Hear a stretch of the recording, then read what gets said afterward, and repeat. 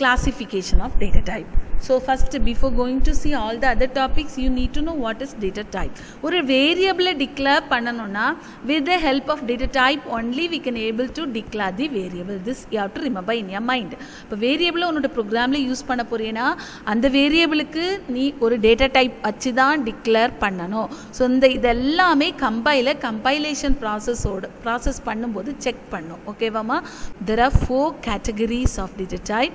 One is primitive data type, derived data type, user defined data type, valueless data type. So the first one is primitive data type. So under this primitive data type we are going to see character, int, float, double. Next one is derived data type. So under this derived data type we are going to learn about array, function, pointer.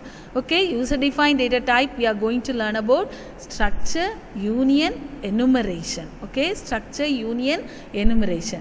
Next, valueless data type is called as void.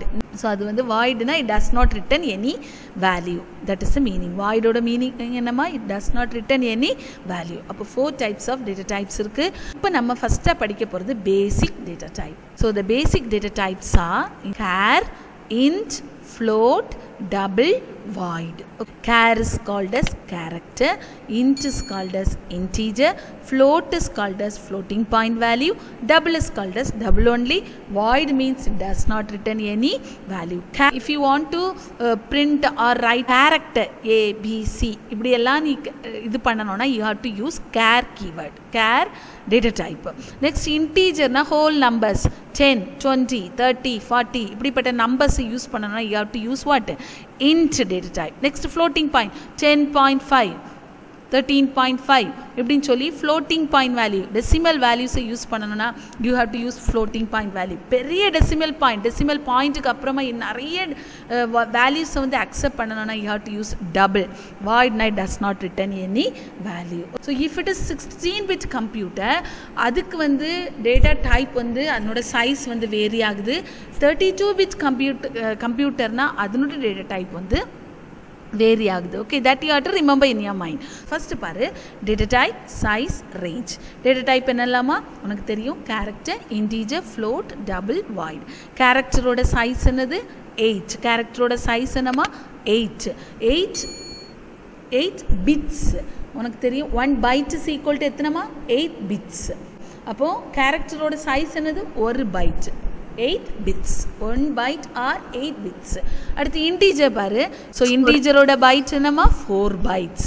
32 bits. 4 bytes are 32 bits. Float என்னமா float is also having 4 bytes. Next, so double ku bytes representation la என்னமா 8. So in the range you have to learn. So character ku range பாரு -128 to 127. This you have to learn. Okay, 2 mark question la kepanga. So அந்த range படிச்சுக்கணும். Float oda range, double oda range. So these many values it will accept. That is the meaning. Void nama it is also having size 1. That is 1 byte. So meaning is the range வந்து என்னது valueless. Value எதுவுமே அதுக்கு கிடையாது. Next, in addition C has 4 type specifiers or modifiers and 3 type qualifiers. 4 type வந்து specifier or modifier இருக்கு. 3 type வந்து qualifiers இருக்கு. Okay amma, each of these type modifiers can be applied to the base type int.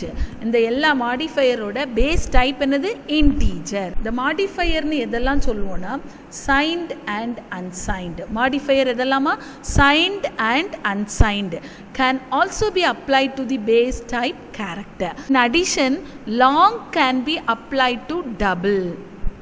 Double க்கு கூட நம்ம என்ன செய்யலாம் long என்ன செய்யலாம் apply பண்ணலாம். அடுத்து when the base type is omitted from the declaration int is assumed. So நீ இப்போ வந்து long int that also allowed. Int is also allowed.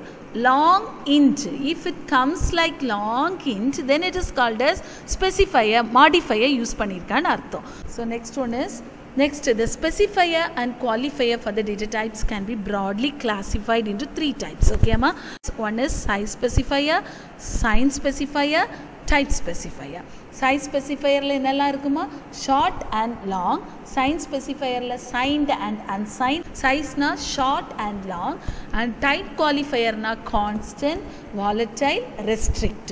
Under this type qualifier 3 are coming: constant, volatile and restrict.